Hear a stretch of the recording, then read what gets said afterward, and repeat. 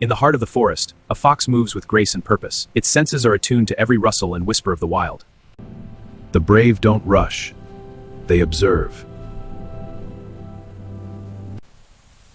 Even the wild learns to adapt. Crowds may be loud. Wisdom stays silent. Strength isn't noise. It's resilience. Progress comes to those who keep moving. Rest is part of survival, not weakness. Confidence grows quietly. Stay patient. Your path will reveal itself.